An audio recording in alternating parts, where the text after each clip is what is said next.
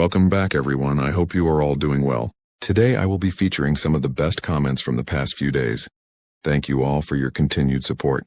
Before we get started, please take a moment to like the video and leave a comment sharing your thoughts. I truly value your feedback. If you are new here, make sure to subscribe so you do not miss any upcoming content. Thank you for watching, and now let us get started. My name is Coda Whiteleaf, and I've been a park ranger at Glacier National Park for 3 seasons now.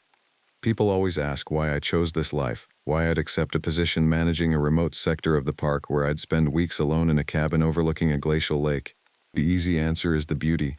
Glacier in late autumn is something that rewires you. The large trees turn gold, the peaks wear their snow like ancient crowns. The silence is so absolute it becomes its own kind of sound. But the real reason I took the job was simpler and darker. I needed to disappear. I'd worked as a ranger in Colorado for 4 years before Glacier, managing popular trails where I saw hundreds of people weekly. Then came the incident on Peak 15. A family got lost. I found them by nightfall, dehydrated and frightened, but alive. Within days, my supervisor told me I'd violated protocol by hiking past designated hours without proper authorization. I'd bent the rules to save lives, and I was being transferred. The official language was reassignment to better suit your skill set, but everyone knew it was punishment dressed in bureaucratic language. When I saw the posting for the Camas Lake Station, a solo position in the isolated northern sector of Glacier, I applied the same day. The salary was modest, the isolation was extreme. The work would be routine: trail maintenance, visitor checks, wildlife observation, fire prevention. For 8 to 10 weeks at a stretch, my only contact would be via radio check-ins twice weekly. It was perfect. The cabin sits on the eastern shore of Camas Lake, roughly 12 miles from the nearest trailhead. The building itself is solid, 1970s construction, well-maintained with propane heat and a water cistern fed from a mountain spring. A small dock extends into the water. A generator in the shed provides electricity for the radio and the freezer where I keep emergency supplies. The view from the porch is north-facing, toward the ridgeline where Camas Peak rises like a worn tooth against the horizon. My first week, in late September, was uneventful. I inventoried supplies, tested equipment, and walked the perimeter trails. The weather held: crisp mornings, clear afternoons, the kind of autumn weather that makes you understand why people risk everything to build lives in wild places. On the 8th day, I made the radio check-in at my scheduled time. Derek, the regional coordinator based in West Glacier, confirmed receipt. His voice crackled through static. "How's the isolation treating you?" he asked, which was his way of asking if I was mentally stable. "Perfect," I said, and meant it. No signs of distress, all systems operational. "Good, we've had reports of a black bear hanging around the southern approaches. Nothing aggressive, but keep your food secure and watch for scat on your trails. Also, hikers reported seeing something unusual near Mirror Lake about a week ago. Probably nothing, probably a grizzly at a distance." "What kind of unusual?" I asked. "That's the thing. They weren't sure, said it moved wrong. Bipedal, maybe 6.5 feet. They only saw it for a few seconds before it went into the timber. Could have been a misidentified bear on hind legs, could have been anything. Probably just deer in the wrong light." I thanked him and confirmed the check-in. After signing off, I stood at the cabin window looking out at the lake. The water was slate gray, beginning to show that crystalline quality it gets in the weeks before freeze-over. Nothing moved except the wind pushing ripples across the surface. I told myself what Derek had said was probably nothing. That I'd been trained in wildlife identification. That my imagination, sharpened by months of solitude, was already working against me. I believed it then. I wouldn't by week 3. The strangeness began subtly. On the 12th day, I noticed the osprey behavior had changed. A pair had nested on the rocky islet in the lake's center, and they'd been active, diving, fishing, maintaining their territory. Then one morning, they were simply gone. Not relocated. Gone entirely. I checked through binoculars. No sign. The islet was empty. That same afternoon, I found the first body. It was a mule deer, maybe 2 years old, found near the lower trail junction. The thing that stopped me wasn't that it was dead. The park loses animals constantly to predation. But the way it died, the animal had no visible wounds, no blood. Its eyes were still open, staring at nothing with that particular emptiness of the recently deceased. When I examined it more closely, I found something that raised the hair on my arms. There were marks on its neck and shoulders, indentations that almost looked like fingerprints. Long fingerprints.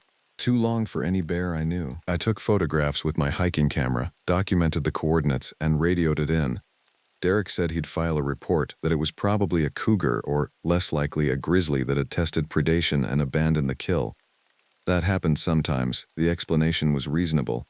I wanted to believe it, but I kept the photographs. Over the next week, I found 3 more animals in the same condition.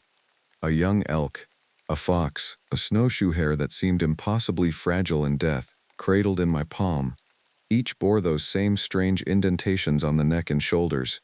Each had no visible wounds otherwise, no torn muscle, no ravaged organs, just death, clean and efficient, as though the life had been extracted through some method I couldn't fathom. The wildlife pattern changed too. The jays and chickadees stopped visiting the feeder I maintained outside the cabin. The ground squirrels abandoned the brush near the water. Even the ravens, those adaptable birds that showed up at every ranger station for scraps, were conspicuously absent. It was as though something had moved through the ecosystem and spooked every living thing away from the area surrounding my cabin. On night 13, I couldn't sleep. I told myself it was the change in barometric pressure, a storm front building to the northwest, but I knew that was a lie. I was afraid, though I couldn't articulate why. There was nothing concrete, no sounds that didn't belong, no evidence of danger. Just a pervasive sense that the character of the place had shifted, that something which had been abstract and distant had moved closer. Around 3 a.m., I heard something at the dock. I went to the window and stood in the darkness, not turning on the lights. The lake was black beneath a cloud-covered sky. The wind was coming up, pushing small waves against the shore. At first I heard only that, the slap of water against wood, the creak of the dock's pilings. Then I heard it again. Movement on the dock. A weight settling on the planks. The dock was old but sound, and it creaked when you walked on it. This creak suggested something substantial, something large. I pulled on my jacket and grabbed the high-powered flashlight from the shelf. My other hand found the bear spray holstered at my hip, a precaution every ranger carried, though most never used it. I told myself I was being rational, preparing for a legitimate threat.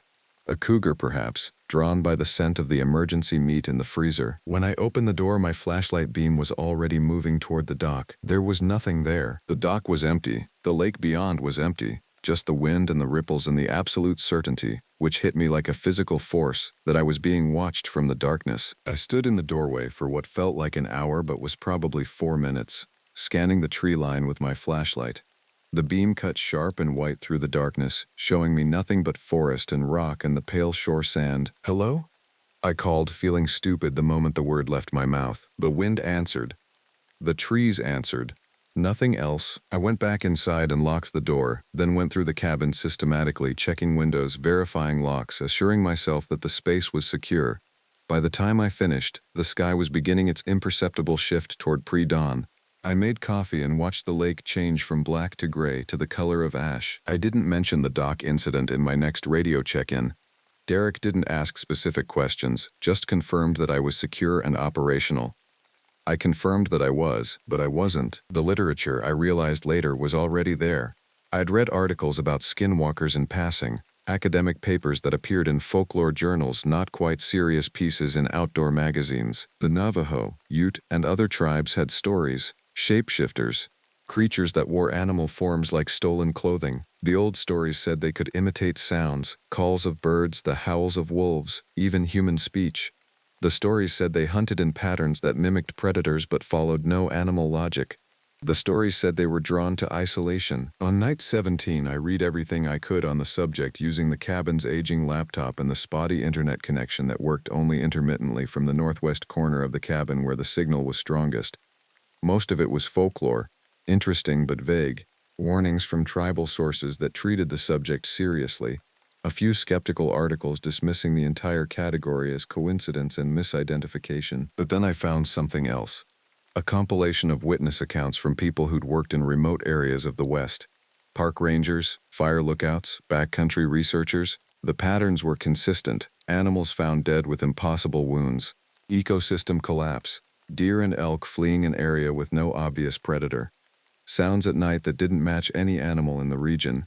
The accounts came from people with credibility, people trained in wilderness observation, and then the descriptions of the creature itself, the rare glimpses. Taller than a bear, disproportionately long limbs, movement that was bipedal but wrong, the gait of something that wasn't designed to walk upright.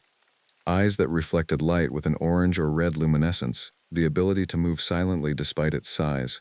And most unsettling, the sense that observers had that they were being studied, catalogued, measured by an intelligence. I slammed the laptop shut, my hands shaking.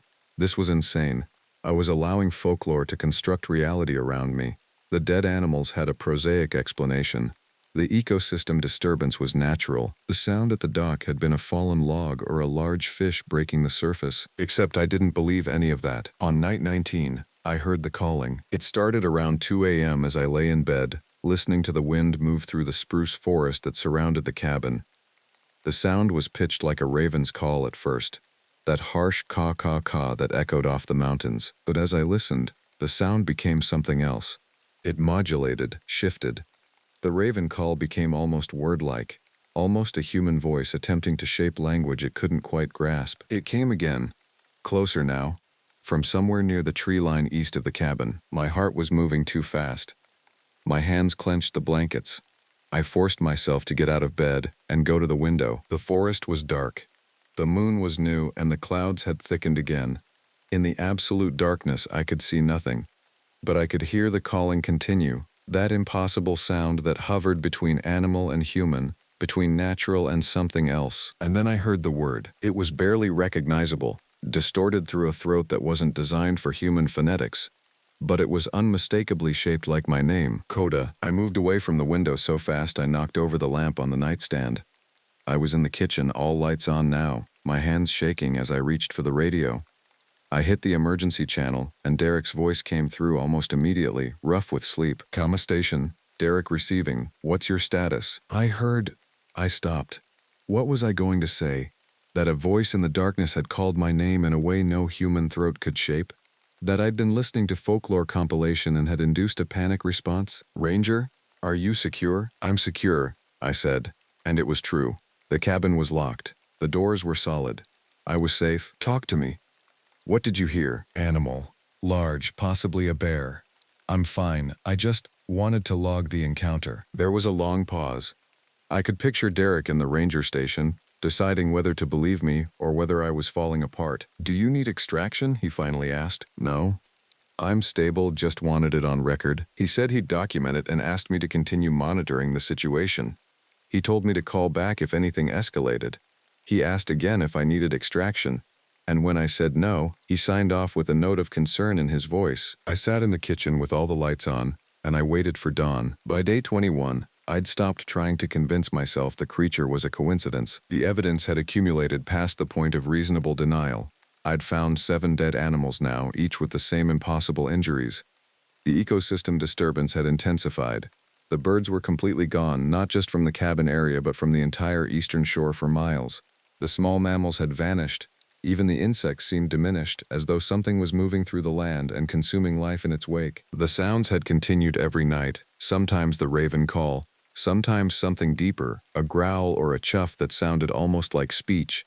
And twice more, I'd heard something that approximated my name, sung in that impossible voice. I'd also begun to understand the pattern. It moved in a circuit. The first dead animal had been found on the South Trail, near the border of the territory I maintained. The next had been progressively closer to the cabin. The dead elk had been at the upper meadow. The fox had been at the forest edge near the western perimeter.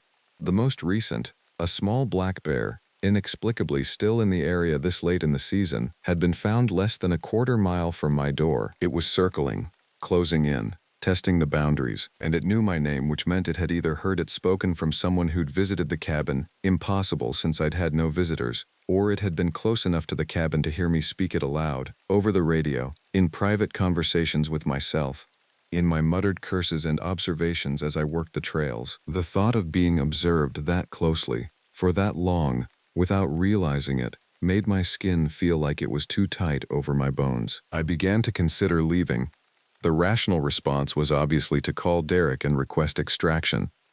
I could frame it as medical necessity, psychological stress from isolation, something real enough that no one would question it. I could be out within 48 hours, but something was stopping me. And as I sat on the porch on the evening of day 21, watching the light bleed out of the western sky, I finally admitted to myself what that something was: curiosity. Dangerous, stupid curiosity. In 3 weeks, I'd seen more of something genuinely anomalous than most people saw in a lifetime. The pragmatic part of my brain, the trained ranger, the responsible adult, was screaming at me to leave, but another part, a deeper part, wanted to understand, wanted to see, wanted answers. I made the conscious decision not to call for extraction. I told myself I'd give it another week. I'd document everything meticulously. I'd look for patterns beyond the obvious circuit drawing, and if anything escalated to a genuine threat, I'd leave without hesitation. It was a lie. I already knew I wasn't leaving. That night, I heard it come down to the lake. I'd set up a chair outside, positioned with a clear view of the water, my rifle propped against the armrest. Not loaded, I'd never fire on something I couldn't definitively identify, but present. A psychological comfort as much as anything. I sat there as the darkness completed itself, and I waited. Around midnight I heard it. The sound was unmistakable once you'd trained your ears to hear it.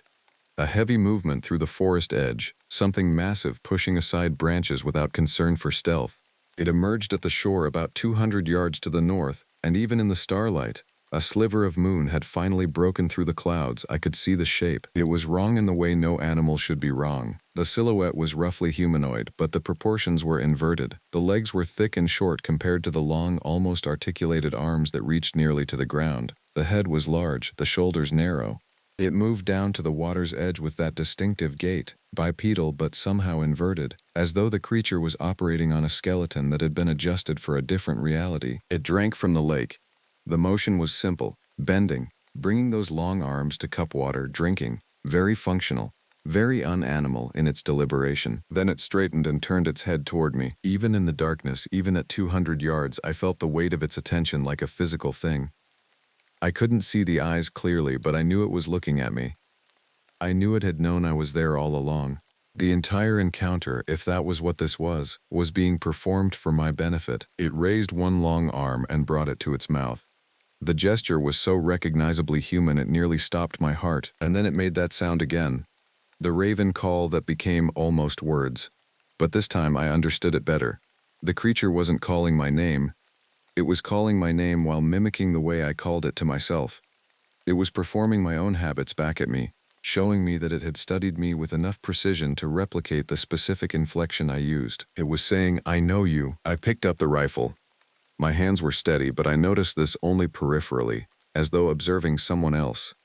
I aimed at the center of the creature's mass, where the narrow shoulders met the thick core of its body. The creature didn't move. It simply stood there, that long arm still raised, watching me sight down the rifle. "Stay away from the cabin," I heard myself say. The creature's head tilted, a gesture of confusion or amusement.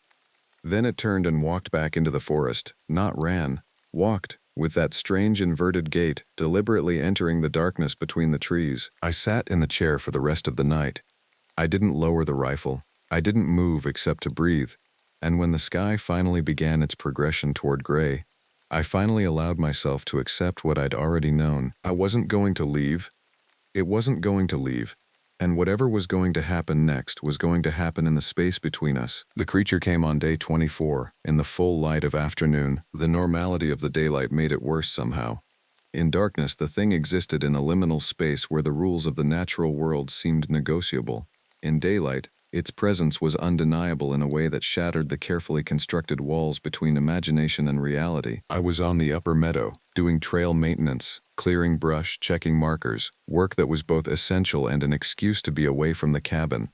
I'd been jumpy all morning, despite the sunlight and the clear weather. My radio had been quiet for 6 hours. Derek's next scheduled check-in wouldn't come until evening. The silence was the first warning. The wind had stopped entirely. The birds, what few remained in the area, had ceased their calling. Even the sound of my boots on the ground seemed muffled, as though the air itself had thickened. I turned slowly, scanning the tree line that bordered the meadow. It was standing at the edge of the forest, perhaps 50 yards away, perfectly still.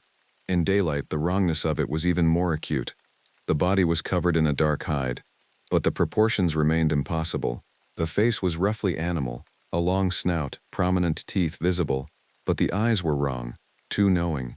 The eyes of something that thought in language. "I don't want to hurt you," I said, the words coming out hollow even as I spoke them. The creature made a sound that might have been laughter if laughter could come from such a throat, a barking, rasping sound that repeated twice and then stopped. It took a step toward me. I had no weapons in my hands. My bear spray was in the pack at the meadow's edge. The rifle was at the cabin. I should have been terrified. Instead, I was calm in a way that seemed disconnected from the situation. Clarity, I realized later, that comes when you stop fighting the inevitable and simply accept it. "What do you want?" I asked. The creature continued walking. Its stride was getting longer, more confident. It was perhaps 30 yards away now. "Can you understand me?" I called out. The creature stopped, its head tilted, that gesture of consideration I'd seen before. Then it made the sound again. Not my name this time, something else. A series of vocalizations that came close to human words but never quite achieved them. The effort was evident in the way the creature's throat worked, in the strain of shaping sounds from a body not designed for human language. It sounded like it was trying to say something that mattered. Something it was desperate for me to understand. And in that moment, standing in the meadow with the creature only 20 yards away, I understood something of what the old stories had been trying to convey. This thing wasn't evil in any meaningful sense. It was alien, separate from the natural order I'd been trained to understand and protect. It operated on logic that didn't correspond to human morality. It wanted something from me, not to kill me, I suddenly understood. It had the perfect opportunities for that. It could have taken me any of a dozen nights, in a dozen moments when I was vulnerable. It wanted… what? Acknowledgement? Recognition? "I see you," I said, and my voice was steady. "I understand." The creature tilted its head the opposite direction. For a moment, just a moment, I thought I saw something like gratitude in those two knowing eyes. Then it moved. The speed was absolute. One moment it was 20 yards away, and the next it was on me. There was no pain, which was strange. I'd been braced for pain, but there was only a sensation of impact, a confusion of limbs, and then the world was spinning. When it stopped, I was on my back in the grass, and the creature was above me. One of those long arms pinned my right shoulder. The face lowered toward mine, and I could see every detail now. The texture of the hide, the arrangement of teeth, the absolute alienness of a consciousness looking out from behind those eyes. This is how it ends, I thought. And somehow that was acceptable. But the creature didn't bite. Instead, it made that sound again, the one that had been trying to approximate human language. And I felt something then, not pain, but a sensation like electricity, moving from the point of contact through my body. It burned but didn't hurt. It changed but didn't damage. When it pulled away, I understood what had happened. The creature stood above me, and I saw in its eyes a kind of satisfaction. It reached down one long finger. There were 5 of them, I noticed, arranged almost like hands, and touched my forehead gently. Then it turned and walked back toward the forest. I lay in the grass for a long time, cataloging what had changed. My body felt the same, but something in me was different. Awareness had been added, a knowledge that hadn't been there before, presented to me in a way my conscious mind couldn't quite grasp, but that I understood deeply. It was a marking, a claiming. I don't remember walking back to the cabin. I remember the sky changing colors as the sun moved toward the western ridge. I remember the sound of my own breathing. But the actual path and the time it took are lost to me. What I do remember with absolute clarity is standing on the cabin porch and looking out at the lake, seeing the light catch on the water and understanding that I was changed, that I would never be able to leave this place. Not because I was being held captive by anything external, but because something had been introduced into me that was bound to this land, to this remoteness, to the presence that had claimed me. The radio would work fine when I finally picked it up. Derek would speak to me with concern, asking why I hadn't checked in at my regular time. I would reassure him that everything was fine, that I'd simply been occupied with maintenance work, and it would be true. I am still here, 3 months later. The isolation that once felt like exile has become sanctuary. The creature does not bother me anymore, but I understand now that I am not alone. And I understand, with a certainty that bypasses logic, that no one is leaving this place. Not because anything is forcing us to stay, but because we're finally where we belong. When Derek asked, and he did ask, eventually, whether I wanted to extend my contract, I said yes without hesitation. The winter is coming to Glacier National Park. The snow is deep in the high country. The lake is frozen solid now, 3 feet of ice covering water that won't see sunlight for months. But in the forest beyond the cabin, I hear the calling sometimes, and now, I understand it better. It's not hunting anymore, it's teaching. I'm Cade Whitmore, and I accepted the seasonal ranger position at Glacier National Park for a reason that would sound pathetic to most people. I needed to disappear, not in the dramatic sense, no witness protection or criminal past, but in the quiet, practical sense that only solitude can provide. 2 years prior, I'd been working public safety in Denver, responding to calls in neighborhoods where I knew every crack in the sidewalk and every face that mattered. A child drowned in a swimming pool while I was 3 minutes away, stuck in traffic on I-25. The family didn't blame me. The department didn't blame me.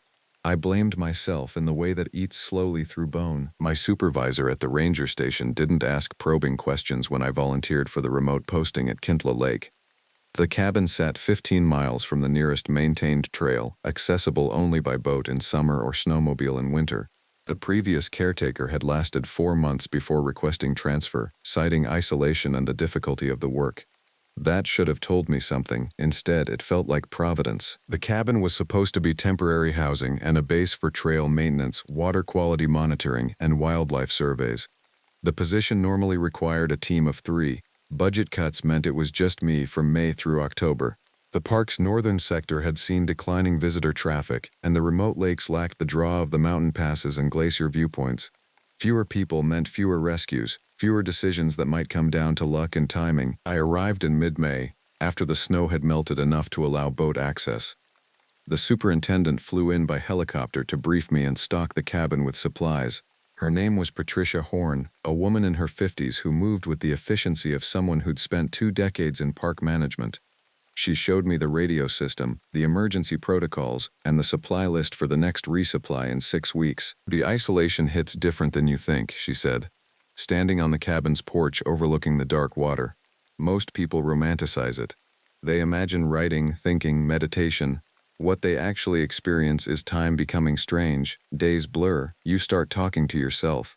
Sounds in the forest take on meaning they shouldn't have." I nodded, understanding she was warning me but also giving me an out. I didn't take it. "There's something else," she continued, lowering her voice slightly. "Locals in Columbia Falls won't come out here, not at night. The Blackfeet on the reservation consider this place difficult." The previous ranger reported what he called behavioral anomalies in the wildlife. Nothing concrete. Just a feeling that the animals in this sector weren't acting right. "That's not in any report I've seen," I said. "No, and it won't be, because behavioral anomalies aren't something we can quantify or act on, and the last thing we need is the press speculating about something in Glacier. You understand?" I did understand. In park management, the operational reality often diverges sharply from the official narrative. She was telling me that the previous ranger had been frightened enough to call it out informally, but not enough to actually file a report that would create paperwork and scrutiny. "I can handle isolation," I told her. She studied my face for a moment, then nodded. The helicopter arrived to retrieve her an hour later, and I was alone. The work was genuine and demanding.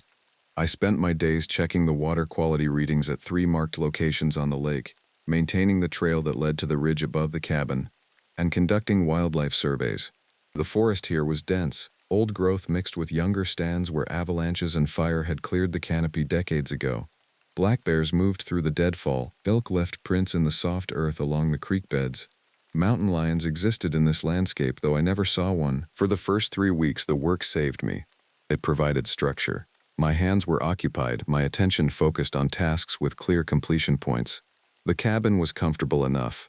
I had a wood stove for heat once temperatures dropped, a propane stove for cooking, and a decent library of previous rangers' reading material. Several journals sat in the cabin's office, written in the cramped script of various caretakers going back 15 years. Most entries were mundane.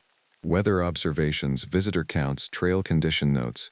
2 entries from the previous ranger, Marcus Chen, stood out. July 14, something wrong with the elk at the north end of the lake. Should have moved to higher elevation by now. Saw the same group 3 consecutive days in same location. Not feeding, not moving, just standing.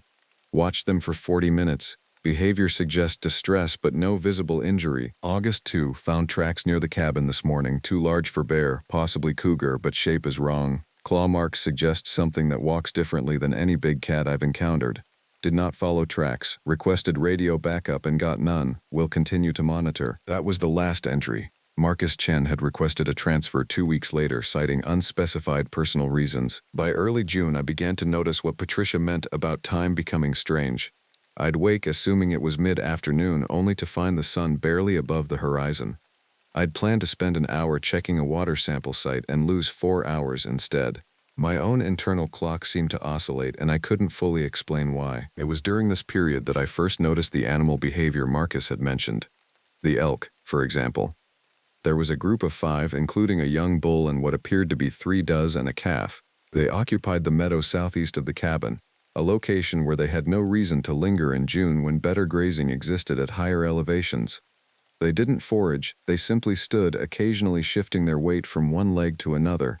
When I glassed them with binoculars, I noticed their ears didn't move. Normally, elk ears are in constant motion, responding to every sound in the environment. These animals were deaf to everything except the ground beneath them. I checked on them daily. On the 6th day, one of them was gone.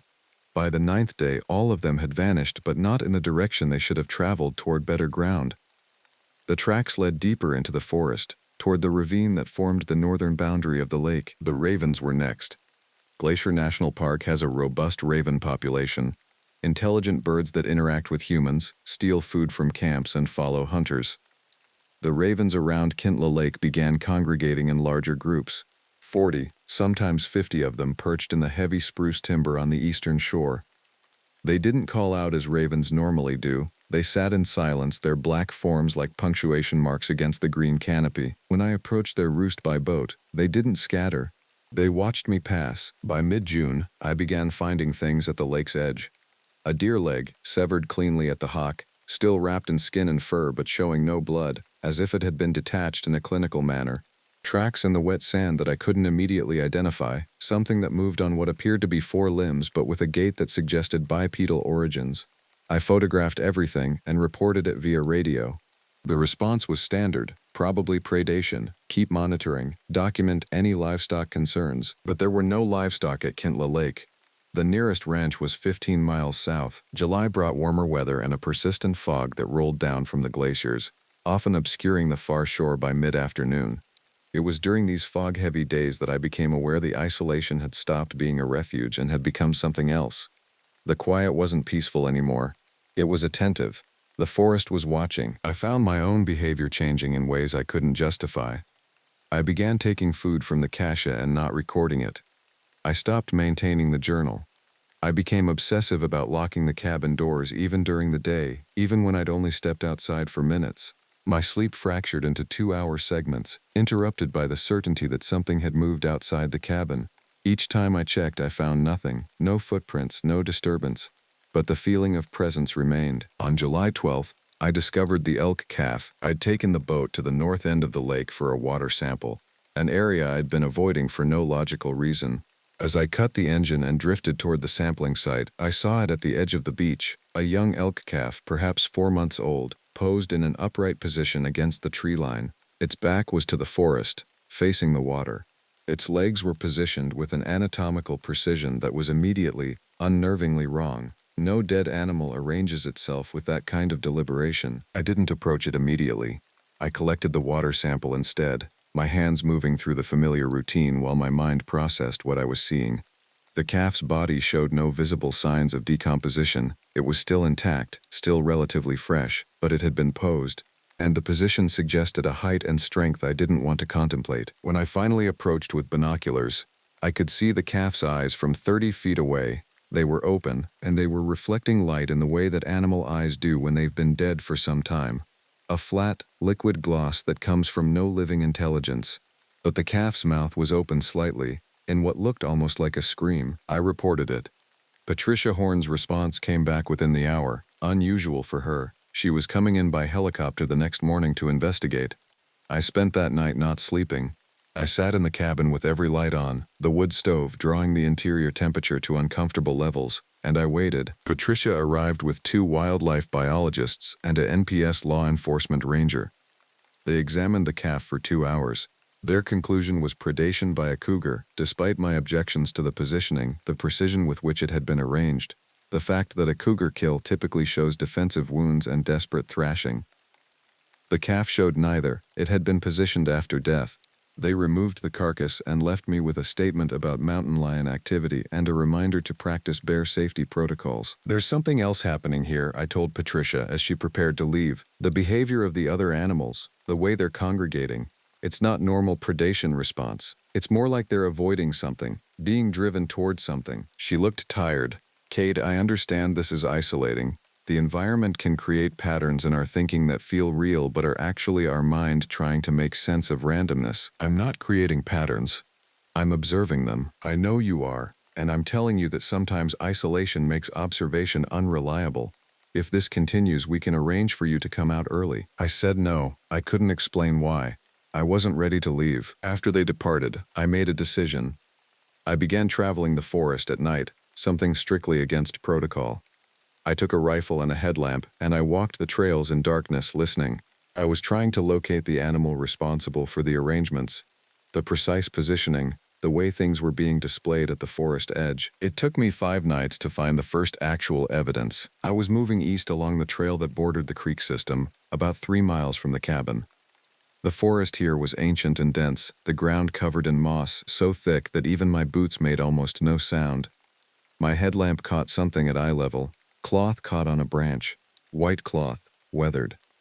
I stepped closer and recognized it as part of a button-up shirt, the kind vintage in cotton, decades old. I followed the trail of fabric deeper into the forest. Pieces of clothing, spaced at irregular intervals, led me toward a ravine I hadn't fully explored. By the time I reached its edge, my heart was moving in a rhythm I couldn't calm.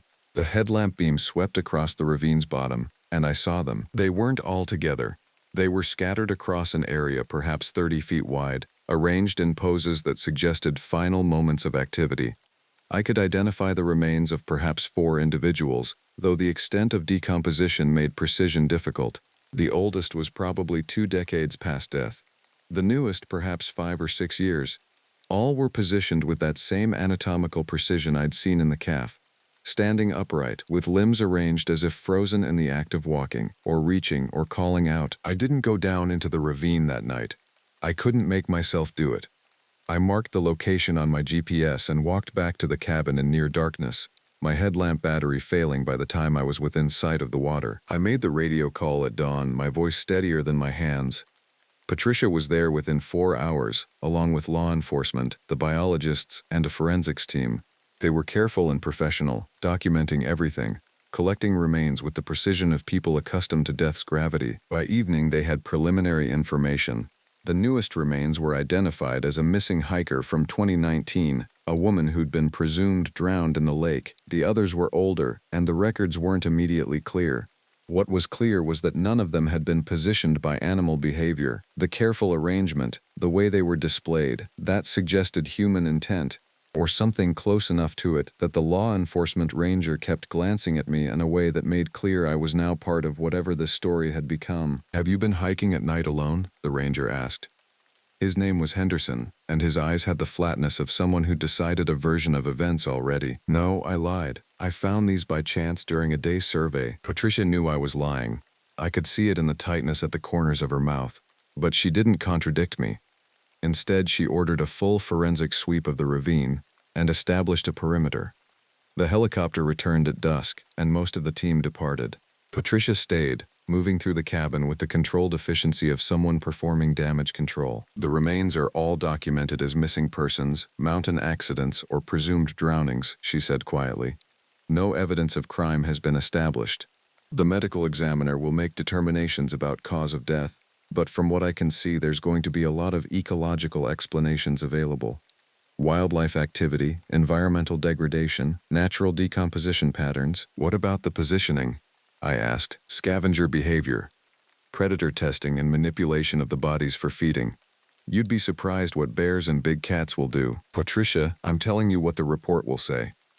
And I'm telling you that if you mention anything beyond that, if you create a narrative about someone positioning these bodies, if you suggest any kind of human involvement or intelligent intent, you'll be the story, not the remains, not the mystery. You." She was right. A ranger, isolated for months in remote wilderness, claiming intelligence in the positioning of bodies, suggesting something in the forest was arranging its victims. That would be the angle, that would be the explanation everyone would accept. I was supposed to leave Kinta Lake in mid-October when the seasonal posting ended. By late August, after the remains had been documented and collected, I knew I couldn't stay. But I also knew I wouldn't be allowed to leave early. The scrutiny had dissolved once the official narrative was established. Bear activity, environmental factors, natural processes. To leave before the season ended would reinvigorate questions. So I stayed, and I learned to live with the thing that inhabited the forest like a constant pressure against my awareness. I began to understand it through negative space, through what the animals weren't doing rather than what they were. The elk weren't entering the ravine system, the bears weren't using the creek beds at the forest's northern edge. The ravens had stopped congregating entirely, as if a presence they could sense had driven them away. Even the fish in the lake seemed to avoid the deeper northern basins, and the water temperature there never rose above levels that made their presence impossible. It was a presence that moved with intention. I found more arranged displays, though smaller ones. Birds positioned on rocks at the lake edge, their wings folded in geometric precision. A beaver carcass placed across the main trail as if it were a message. Arrangements that suggested something was learning how to display its work with increasing sophistication. The night of September 18th. It came to the cabin. I woke at 3 in the morning with the understanding that something was standing outside the cabin wall only a few feet from my bed. I had no sense of how I knew this. There was no sound, no vibration through the structure. But the awareness was complete and absolute. Something was there, and it was patient, and it was studying the cabin the way I might examine an insect trapped in glass. I didn't move. I lay in the darkness, feeling my heart move in raw, desperate rhythms, and I understood something that I'd been avoiding throughout the months. This thing didn't hunt. Not in any way that made evolutionary sense. It collected, it arranged, it displayed. And it was interested in me in a way that went beyond predation. The presence remained at the cabin wall for hours. Dawn eventually came, and whatever attention had been fixed on that thin barrier of log and insulation withdrew. I checked outside. There was a single print in the soft earth beneath the window, a partial impression that could have been from anything, that could be explained away by weather and erosion and the selective perception of an isolated mind. I spent that day in a state of profound focus. I gathered my essential belongings, documents, photographs, the journals from previous rangers, and I prepared the cabin for abandonment. I wasn't authorized to leave. I didn't care. I was going to walk out to the nearest road, 15 miles through terrain I'd memorized, and I was going to leave the forest and whatever presence inhabited it to its own designs. That night, I made my plan.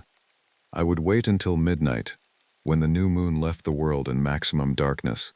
I would take the rifle, a headlamp with fresh batteries, and water. I wouldn't bring much, wouldn't carry much. Just distance between myself and this place. But midnight never came. At approximately 10:47 p.m., the radio in the cabin activated on the emergency channel. Static, then a voice. Male, calm, speaking a perfect English that carried no accent or distinctive tones, just human speech rendered in a way that had no living personality behind it. Cade. That was all. Just my name. I didn't respond. I sat in the darkness of the cabin, the rifle across my knees, and I listened to the open channel. The voice didn't speak again, but the communication had delivered its message clearly. It knew my name, it could use human speech, and it understood technology well enough to operate the radio system. I realized then what Patricia hadn't said explicitly. The positioning wasn't random. The arrangements weren't displays, they were documentation. Each body, carefully posed in its final moment, had been placed as a record of something. Not predation, encounter. Something that moved through these remote places, and when it met humans, it created a record of the meeting. It posed them the way a naturalist might preserve a specimen. I never made it out of the cabin that night. I sat at the table as dawn broke, and I made the decision to stay, because leaving would mean entering the forest with that thing's full attention, without the shelter of wood and insulation, without the possibility of closure that a door could provide. I was safer enclosed. I was safer waiting. Patricia came 3 days later, responding to my radio request. She brought supplies and seemed almost unsurprised when I didn't request an early departure. We didn't speak about the remains or the positioning or anything beyond standard operational matters. We both understood that some things didn't have language that made sense. I finished the season at Kinta Lake. I documented the trails, monitored the water quality, and filed reports that mentioned nothing unusual. The ranger position was offered to me again the following year. I declined.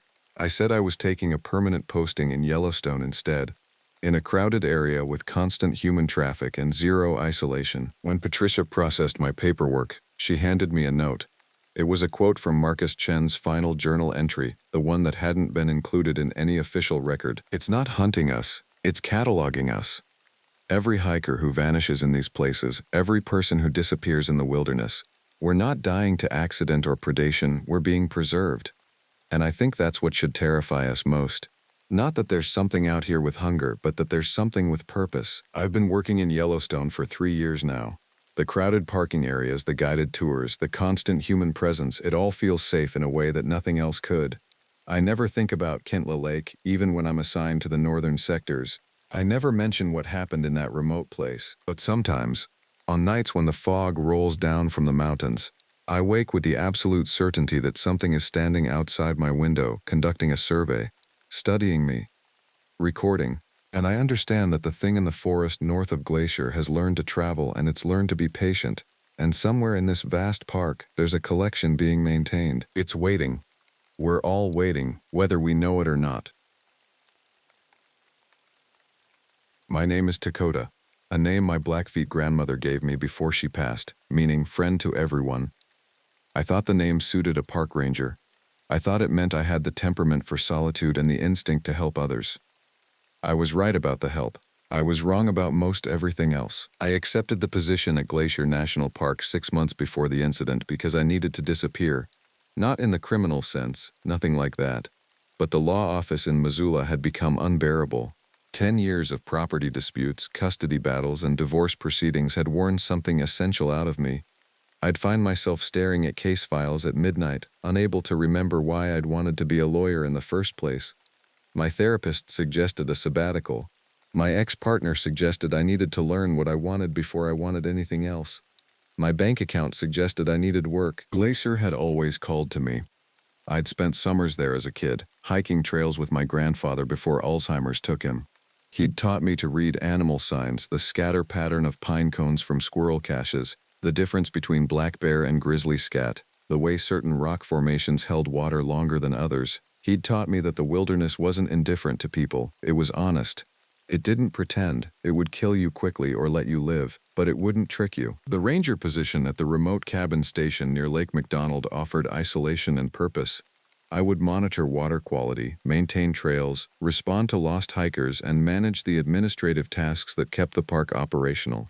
It was a position most rangers avoided. Too isolated, too quiet, the cabin 10 miles from the nearest station by foot and accessible only by boat or the old maintenance road that washed out every spring. The pay was modest, but the solitude promised something I hadn't felt in years, the possibility of clarity. I arrived in late March, before the season officially opened, driving the park road as the last snow melt rushed down the mountainsides. The cabin sat at the end of a deteriorating asphalt road, a ranger station built in the 1970s during an optimistic period of federal funding. It had a fire tower that hadn't been staffed in 15 years, a small office building, and the cottage where I would live. Behind these structures, Lake McDonald stretched gray and vast, and beyond that the mountains rose like warnings. My predecessor Marcus had left 3 weeks prior. He'd been there for 4 years. Longer than the typical 2-year rotation, his handover notes were thorough but brief, written in the careful clinical language of someone reporting facts without interpretation. Water testing protocols on page 1, trail maintenance schedules on page 2, emergency contacts on page 3. Then, on page 4 in smaller handwriting, the lake doesn't like much noise. Keep to the early mornings and late evenings for the boat. Don't stay out on the water after dark. I'd assumed this was a joke, or some local superstition he'd accumulated. I learned later that Marcus had requested a transfer to a busy visitor center in the park's populated zone. The request had been approved immediately, with no questions asked. Those first weeks were exactly what I needed. I fell into a rhythm of small tasks. I tested water samples and recorded pH levels. I repaired the dock stairs. I cleared brush from the maintenance road. I sat on the porch in the late afternoon with coffee and watched the mountains change colors as the sun descended. The isolation was complete. No cell service, no regular supply runs, no unexpected visitors. The radio worked only on ranger frequencies, and traffic was minimal. It was on a Friday in late April, during my 4th week, that I found the first sign something wasn't right. I'd hiked the Eastern Trail, a 6-mile loop that crossed over Gunsight Pass, and returned to the cabin in early evening. As I was securing the fire tower door, I heard my name, Dakota. The voice came from somewhere near the lake. It was thin and distant, carried on the wind that moved across the water. I turned toward it, seeing nothing but the darkening shoreline and the silhouettes of larches against the dusky sky. "Hello?" I called back. No response. I waited several minutes, then attributed it to a hiker or someone from the other side of the lake. Sound travels strangely across large bodies of water. I've known that for years. I taught myself to know that very morning. But something about the voice bothered me. Not the sound itself, but the way it had said my name, with a kind of familiarity that felt unearned, with a precision that suggested someone very close by, trying to sound distant. That night I couldn't sleep. I lay in my narrow bed listening to the wind in the caves and the occasional crack of the cabin settling. Around 2 a.m., I heard it again. "Dakota, come to the lake." I sat up immediately. This time it was unmistakable. The voice came from outside, from the direction of the water. But it was the middle of the night. No hiker would call from the darkness. No legitimate person needed me badly enough to shout in the early morning hours. I grabbed the Ranger issue flashlight and went outside. The night was clear, stars like punctures in dark fabric. I scanned the shoreline and the small dock with my flashlight, seeing nothing. The surface of the lake was still, reflecting stars. I called out, asking who was there, if someone needed help. The only answer was wind moving through the pine. I didn't sleep the rest of that night. I sat on the porch with coffee and my grandfather's knife, and tried to convince myself that I'd imagined the voice. Stress could do that. Isolation could play tricks. Loneliness could make you hear what you wanted to hear. By morning, I'd constructed a rational explanation. A hiker camped somewhere in the backcountry, sound echoing off rock and water. My own subconscious pulling memory into the present. I had work to do. I focused on that. I focused on the ordinary tasks of managing the station, testing water, maintaining records, but I'd heard my name. That was the part I couldn't rationalize away. That Friday night would be the last night I slept easily for the next 6 weeks. The second incident came 3 days later, on a bright Tuesday afternoon when the sky was so clear that the mountains seemed to sharpen into focus as if someone had adjusted a lens. I was doing a routine water test from the dock when I heard Marcus's voice. "The pH is too high, Dakota. You're not measuring correctly." Marcus had been at least 70 years old, a man with silver hair and a slight stoop. He'd left 3 weeks ago. He'd taken a position 300 miles away, but his voice came from the water behind me, clear and instructive and exactly as I remembered it. I turned so fast I nearly dropped the testing kit. The dock was empty. The lake was empty except for a pair of loons, sitting motionless on the water 100 yards out. "Marcus," I called, "check the meter. You calibrated it wrong." I looked at the meter in my hands. It was correctly calibrated. I'd checked it myself that morning against the standards in the office. But I found myself looking anyway, wondering if I'd made a mistake. This was the insidious part of what was happening. It made me doubt my own observations, my own memory. "I calibrated it correctly," I said to the empty dock. "You never were good with details," the voice said. It was definitely Marcus's voice, with his particular cadence and the slight rasp in his throat. "You should leave, Dakota. You should pack and leave today." I went back to the cabin and did not return to the lake for the rest of the day. I told myself it was exhaustion, the previous sleepless night, compounded by isolation and the power of suggestion. I'd heard my name once, constructed a narrative around it, and now my anxious mind was filling in details. This was how paranoia worked. This was how solitude could unravel someone. But that night I heard multiple voices. They came at 1 a.m., a small chorus of them just outside my bedroom window. I recognized some of them immediately. Marcus, my grandmother. A hiker named David who'd gotten lost on the trails in early June of my first month and whom I'd searched for 2 days before finding him dehydrated and hypothermic in a ravine. There were voices I didn't recognize as well, men and women both, young and old, all calling my name or speaking in fragments that seemed designed to provoke response. "We can't find the trail. My daughter is sick. Help us, Dakota. Something is wrong with my leg. The water is too cold." I got out of bed and turned on every light in the cabin. I checked the door locks, the window locks. Everything was secure. I looked out through the glass into the darkness surrounding the cabin, seeing only my own reflection and the faint outline of the forest beyond. By dawn, the voices had stopped. But I'd spent the entire night awake, and something had shifted in me. The rational explanations were becoming harder to maintain. Voices didn't just appear. Isolation didn't create auditory hallucinations this specific, this consistent, this coherent. My mental health was not so fragile that I'd lose touch with reality based on a few days in the wilderness, which left the other possibility, the one I didn't want to consider. Something was actually making these sounds. I called the regional ranger station the next day, framing my concerns vaguely. I reported that I'd heard unusual sounds at night. The supervisor, a competent woman named Rebecca, asked if I'd seen animal activity. Bears sometimes vocalized near water. Elk moved through the area. It sounds like voices, I admitted. Human voices. Rebecca was quiet for a long moment. Dakota, this station has been rotating staff every couple of years for a while. Marcus stayed 4 years, which is unusual. The one before him only lasted 6 months. You understand that the isolation is intense at your location? I understand. Have you considered requesting a transfer? I hadn't, but I was considering it now. Except that something in me resisted the idea of leaving. It felt like running, like admitting that the wilderness had beaten me. And there was another element I didn't articulate to Rebecca. I wanted to know what this was. That night, I made a recording device out of my laptop and placed it on the porch. I opened the voice recording application and left it running all night. If I was hearing things, at least I would know for certain.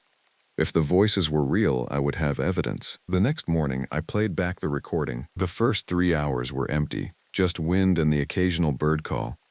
Then, around 1 a.m., the voices began, but they were different on the recording than I remembered them, distorted. It was like listening to a voice transmitted through a layer of water or a thick wall of rubber. The words were partially intelligible, but there was something underneath them, something layered beneath the human phonetics. A sound like wind moving through a cave system, a sound like something learning to speak by mimicking patterns it barely understood. On the recording, I could hear myself responding to them, questioning them, and the voices seeming to learn from my corrections. When I asked them to speak more clearly, they did, their articulation improving with each iteration.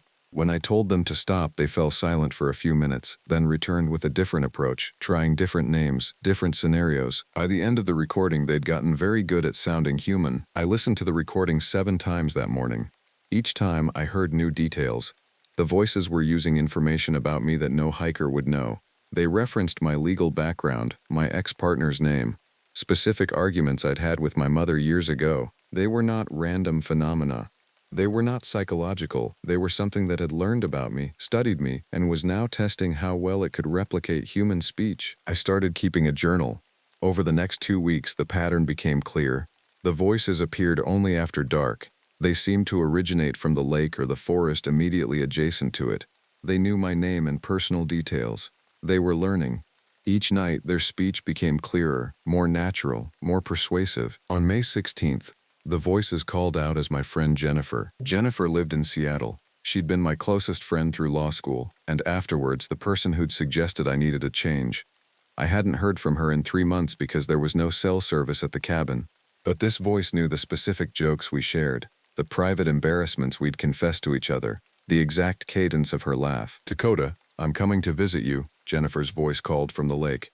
"I'm driving up tomorrow. Should I bring anything?" I stood on the porch, my hands shaking, and I didn't respond.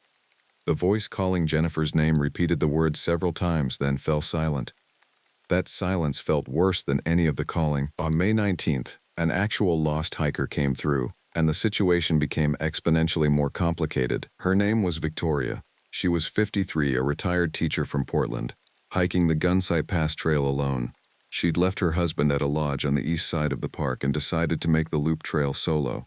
A decision she said she regretted the moment she took the wrong fork at a junction and realized that her map and her actual surroundings had begun to disagree. I found her on the trail at 4 p.m., sitting on a boulder with her feet in a small stream, her shoes and socks drying on the rocks beside her. Her feet were pale and wrinkled from soaking, and she'd clearly been there for some hours. When she saw me, she actually cried, and I realized how genuine her distress was, how real. I helped her dry her feet. I gave her water and energy bars from my pack. I walked with her slowly back to the cabin, allowing her frequent rest breaks. She talked constantly while we walked, a nervous, grateful, rambling kind of talking that I didn't mind.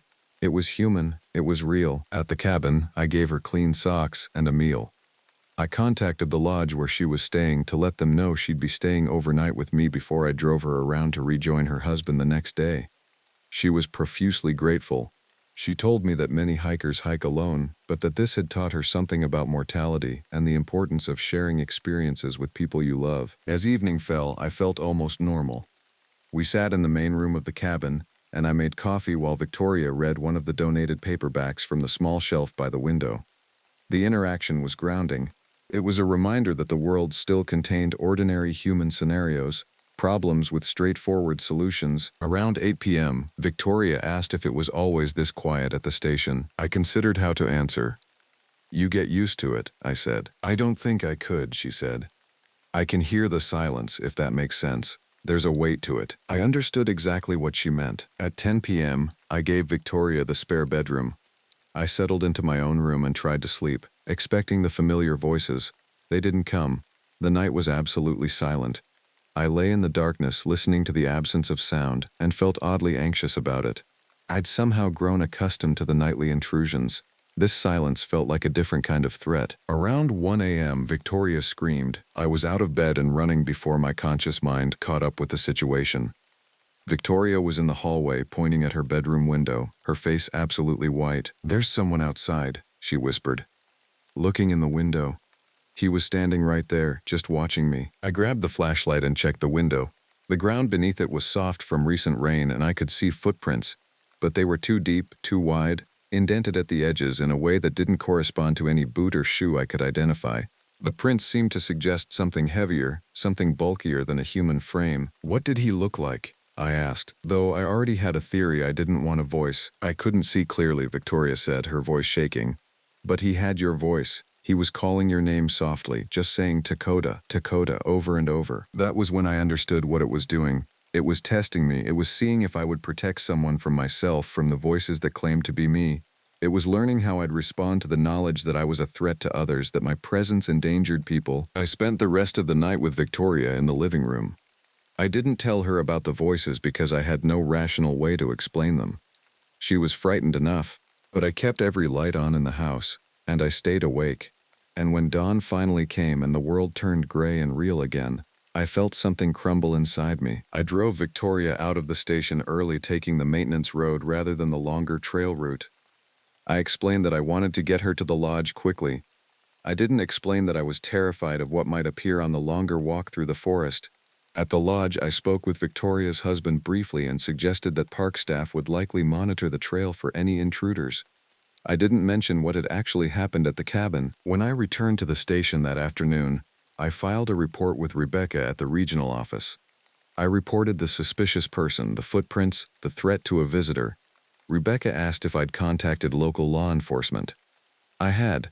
A sheriff's deputy had come out, examined the prints, found them inconclusive, and suggested they were likely from a local drunk or a transient, though he noted that the print size was unusual. "This is escalating," Rebecca said carefully. "I think we need to consider your safety at this station." "I'm fine," I lied, "but I think we should increase ranger patrols in the area.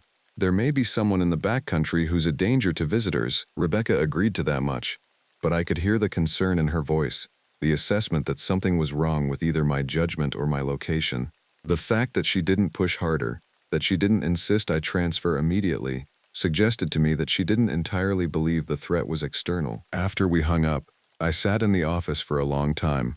The light was fading into the particular blue that comes at dusk when the sun has gone but full darkness hasn't yet arrived.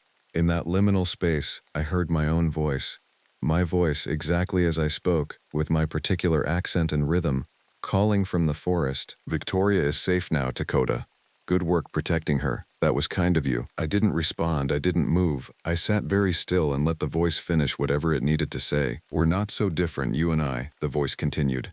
"We both want to help people.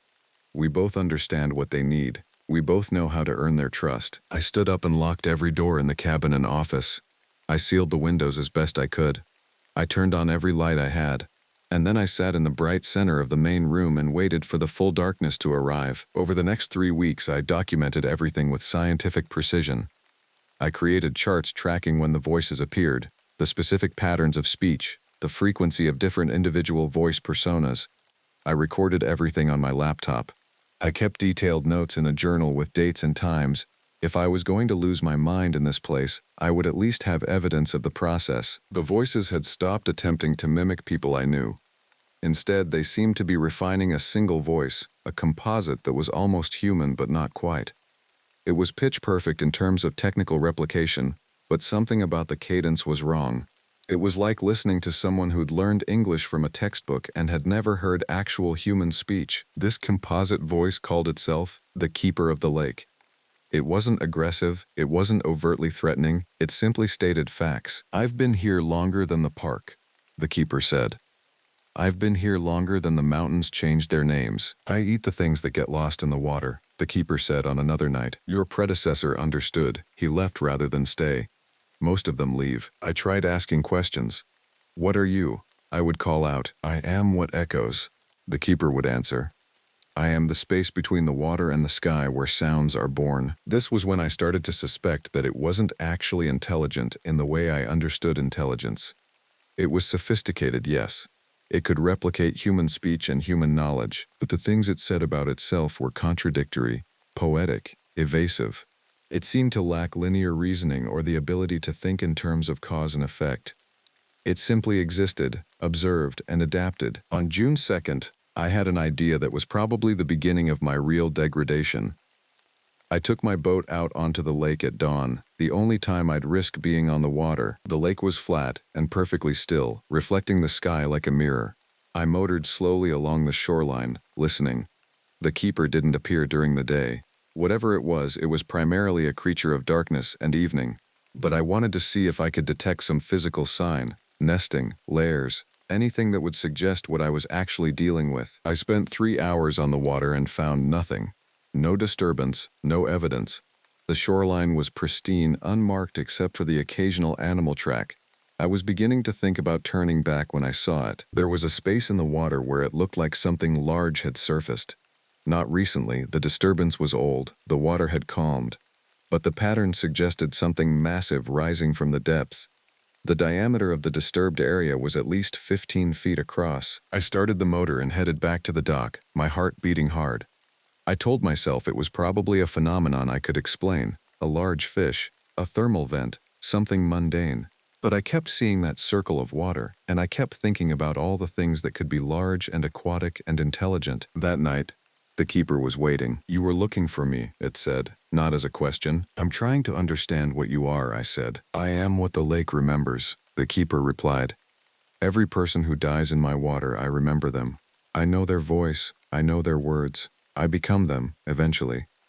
This takes time. This takes many years of listening and repeating until I sound just like them." "That's not an answer," I said. "It's the best answer I have," the keeper said.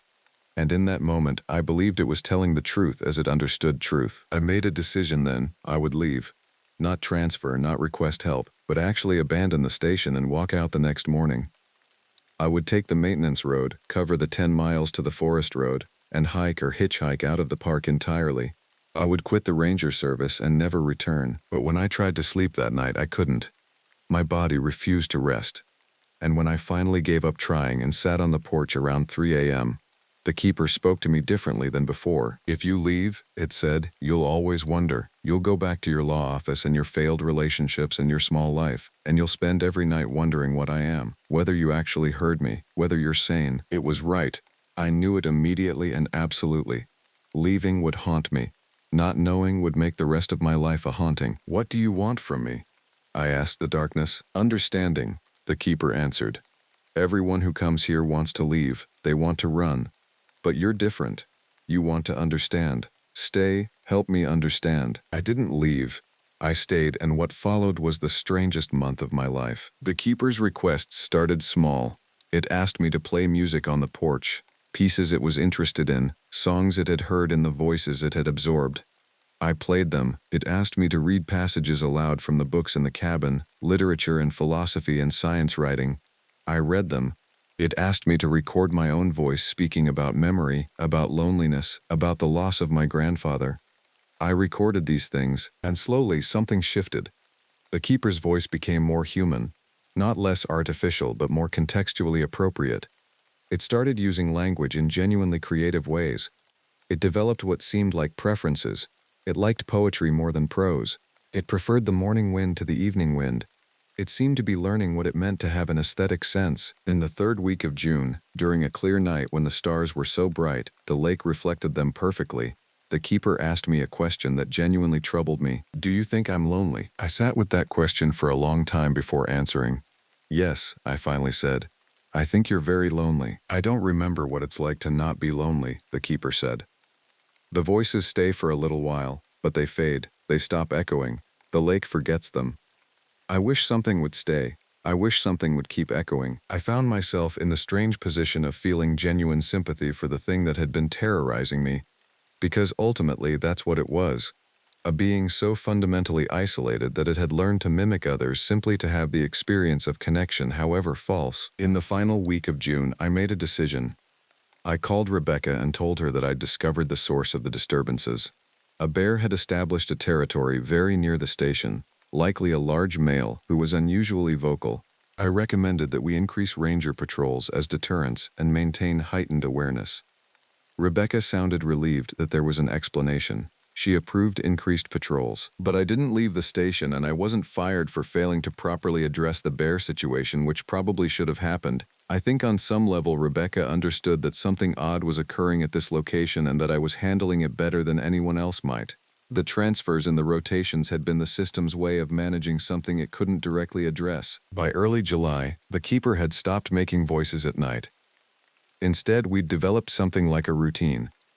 I would sit on the dock at dusk for an hour, and we would have conversations, not with the keeper speaking from the water, but with me speaking to the water, and the keeper's responses seeming to come from the way the light moved across the surface, from the particular arrangement of stones on the shore, from the patterns the wind made in the trees. I know how that sounds.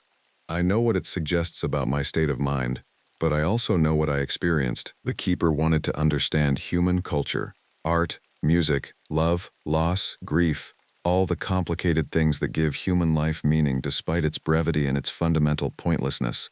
I tried to explain these things. I read more poetry. I played music. I told stories about people I'd known and loved. In return, the keeper shared its perspective. It had been in the lake for what it could only describe as a very long time, perhaps centuries, perhaps much longer. It had absorbed the voices of everyone who drowned or disappeared in its water. It had no clear memory of being anything other than what it was now. It existed in a state of constant renewal, never quite understanding, always reaching toward understanding. As July progressed and the summer deepened, something unexpected happened. I stopped being afraid. The terror that had characterized my early weeks at the station transformed into something else. Not comfort, but acceptance. I had achieved the understanding I'd sought, though not in the way I'd expected. On July 24th, a ranger patrol came through as part of the increased surveillance. 2 rangers, both competent people I'd met at trainings. They checked the area, found nothing threatening, and suggested that the bear had likely moved on. They complimented my detailed record-keeping and my careful observation protocols. They left after an hour. That night, the keeper was silent. I sat on the dock for the full hour and heard nothing. I called out, asking if it was still there. No response. The water was still. The forest was still. The silence was complete. I went back to the cabin and found the keeper's final gift on my desk, in an envelope with my name written in handwriting that seemed to shift between printed letters and flowing cursive, was a photograph. It showed me standing on the dock on one of the nights the keeper had been learning to mimic human forms. In the background, barely visible in the darkness, was a shape that might have been water disturbance, or might have been something else entirely. Something that seemed to be reaching toward me, or maybe just reaching, arms extended in a gesture that could have been supplication or hunger or simply the expression of profound loneliness. I kept the photograph. I didn't send it to anyone. I didn't try to have it analyzed. Some things shouldn't be shared. By August, the patrol rangers stopped coming. The case of the territorial bear was closed. It was assumed the animal had moved into a different zone. I filed routine reports. I performed my ranger duties. I maintained the station, but at dusk I still walked to the dock and spoke to the water. Sometimes I heard responses, sometimes I didn't. The keeper, if it still existed in any coherent form, had learned that understanding doesn't require constant communication. Understanding requires presence. It requires simply being in the same space as another being and acknowledging their existence. On September 3rd, as the summer began to fade into fall and the mountains started changing colors, a new volunteer came to work at the station for a 6-week placement. Her name was Margaret. She was 24, energetic, interested in wilderness management and park conservation. On her first night, I saw her standing on the dock at dusk, looking out at the water. "It's beautiful," she said. "So peaceful." "It is," I agreed. "Though you should be careful here. The isolation takes some getting used to." "I like quiet," she said. "I like places where you have to listen carefully to hear anything." I felt something pass across my shoulders then. Not cold, but a kind of acknowledgement. The keeper was aware of the newcomer. It was already listening. I went back to the cabin and pulled out my laptop. I recorded a message for Margaret to find if she ever felt truly alone. A list of resources, contacts for counseling, a phone number that worked in the mountains. I placed it in her mailbox with a note suggesting she read it whenever she felt the station was too isolated. Then I submitted my transfer request. It was approved within a week. By October, I would be stationed at the popular visitor center on the park's eastern edge. On my last night at the station, I walked to the dock at sunset and placed something in the water. My grandfather's knife, the one I'd held during those first frightening nights. I watched it sink into the darkness, and I whispered a single word, remember. And I heard, faint and almost human, an acknowledgement that might have been gratitude, or might have simply been the keeper accepting another voice to add to its endless collection. I left Glacier National Park on a clear October morning. The mountains behind me were already turning white with early snow. I drove down the park road and never looked back, but sometimes, in the evenings, I catch myself listening. Not for sounds exactly, but for that particular quality of silence that exists in places where something is learning to speak. And sometimes, in my dreams, I hear voices calling from deep water. And I'm not sure if they're voices I've forgotten or voices I've yet to hear. The keeper is still there. I'm certain of that. And it's still learning, still listening, still growing more human with each person who comes and leaves and dies and drowns. It will master human speech eventually. It will perfect the art of sounding like someone you trust. And perhaps that's exactly what it's been waiting for all along. Not to be human, but to be indistinguishable from human. To exist in that space where you can't tell the difference between the echo and the voice that created it. That's what keeps me awake sometimes. That and the sound of water moving at night. That and the memory of a conversation with something that had no face and no form and yet somehow understood loneliness more completely than anything human I've ever known. I was a lawyer once.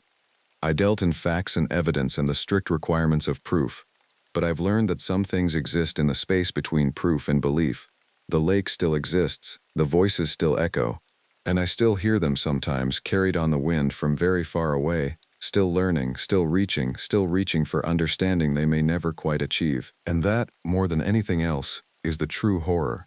Not what it might do to you, but what it might become in its endless attempt to understand you.